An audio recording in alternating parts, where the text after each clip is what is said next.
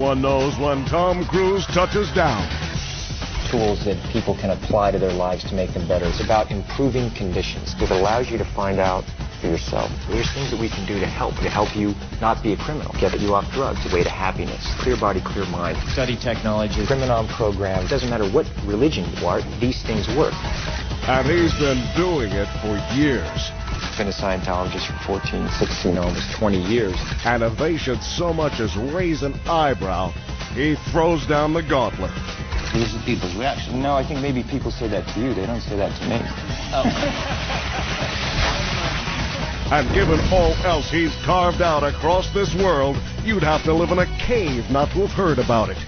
Tom Cruise isn't just at the cutting edge of Scientology as a cultural trend, he's the blade. And it registers on every cultural barometer. For at least 2 decades, he's defined what's hip. And as of summer 2004, what's hip is Scientology. And if some people don't like it, well, and the numbers he reaches are astonishing. Across 90 nations, 5,000 people hear his word of Scientology every hour. Moreover, every minute of every hour, someone reaches for LRH technology or steps onto the bridge simply because they know Tom Cruise is a Scientologist.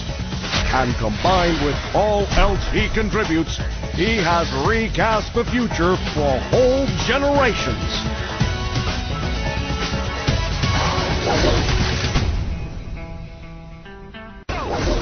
A Scientologist is someone who can look at the world and really see what it is. Not only look at it and see it, but be able to go and be effective and do something about it. And someone who's not asking permission to do that.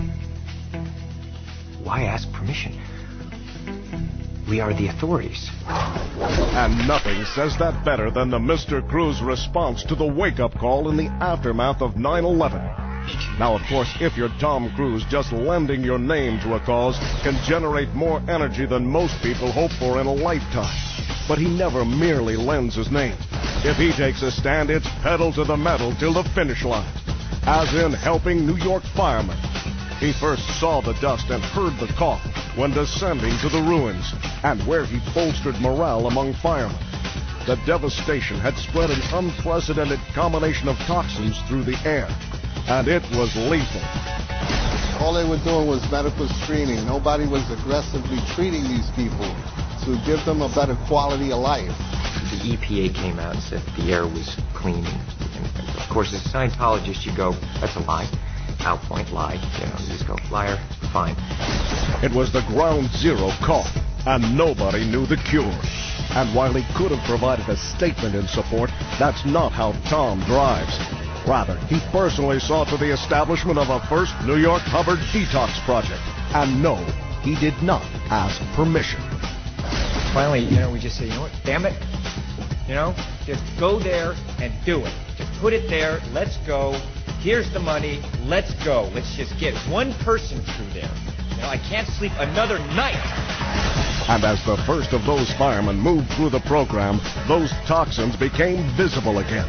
It was the color purple, and it was oozing from their pores. It took weeks, sometimes months. But with those firemen no longer confronting a life of inhalers and steroids, their grateful response said it all. To our brother L.Ron Hubbard from your brothers at the New York City Fire Department, we honor you with this helmet, a symbol of our motto, to protect life and property, which is the legacy of your technology embodied. And that's why, with the purification program as the only cure in sight, Tom next organized a fundraiser to bring it on even more. And while the mere weight of his name drew donations from the likes of Jerry Seinfeld, Adam Sandler, Jim Carrey, and Paul McCartney, it was still upfront and personal when presenting L.Ron Hubbard's purification program to the world. And before the night was over, he had not only held the largest fundraiser for LRH Tech in history, but he'd provided for a second detox center. And with word of success is spreading, he'd also led the way to the first ever U.S. government grant for a Purif program. But what matters to Tom Cruise are not the numbers. it's the people. Tom takes it to another level. Tom's taking it to an extreme level. I can't believe how he sacrifices and what he does for his programs. And now to get to know him a little bit, I realize that he's not just doing this because he's the man. He's doing this because he truly believes in it, and he has a passion to help people with the programs that he's involved in. The city tends to beat you down to a nub, and I don't think that Tom's the type of guy to get beat down to a nub. So it's pretty impressive that it's been going like a big tidal wave now. You look like the type of person that would turn over any rock to get the job done and bring the help to the people who needed it in New York City. And I was right. For once, on the track, we have tools that we can apply to ourselves and apply to others. And I'm telling you, it's like you know the tech and you apply it correctly and it's KSW, you're gonna get improvements. Period. Punctuating that one is Tom Cruise at the Hollywood Education and Literacy Project, one-on-one with kids from the neighborhood. But with illiteracy swamping whole communities, he was soon fueling LRH learning centers all over the map. Then there's the National Mentoring Partnership, attended by corporate and entertainment leaders. And when they gave him an award, Tom's acceptance speech was an education in itself. First barrier to study is a lack of mass when you're studying.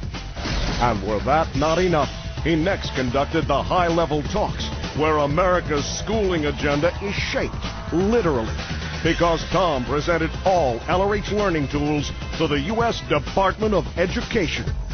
He had these huge books I'd never seen before on study tech that I'd also never heard of. And this man came in by himself and explained through his heart what concerned him most about the fact that young people in this country don't know how to learn. They don't know how to study. He says, hey man, here it is. This is study tech. Boom. And I'm telling you, people want help. While to show the department how it's done, he invited them down to Spanish Lake. And Mr. Cruz wasn't just the keynote speaker. He opened the place as a prelude to driving LRH study tech everywhere. And my mission is to make study technology available for everyone who wants to reach for it. Any group, any person, any teacher, any mentor, any parent, every child, anyone. And with that word spreading on every network and print media worldwide, Applied Scholastics was training government teachers from the U.S. to Bazana with new centers opening by the day. And from there, it's unrelenting, from inspiring graduating classes at Delphi and to places you'd never imagined. At NASA, for example, where he brought on study tech to boost broad public support, because people won't support what they don't understand. And that's why you now find the glossary of difficult terms on the NASA homepage website, courtesy of NASA spokesman Tom Cruise. Then again, there's Tom opposite a Japanese prime minister. America's Samurai presents an LRH learning book while cameras roll. And it not only hits front page across 3 continents and fires 2 LRH titles to bestseller lists, it launches 5 new Applied Scholastics learning centers in 4 weeks flat.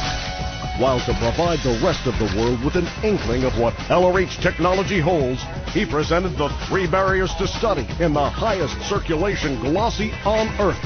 And what with spin-offs in TV, print, and radio, the tally of those he reached with study tech soon topped 250 million.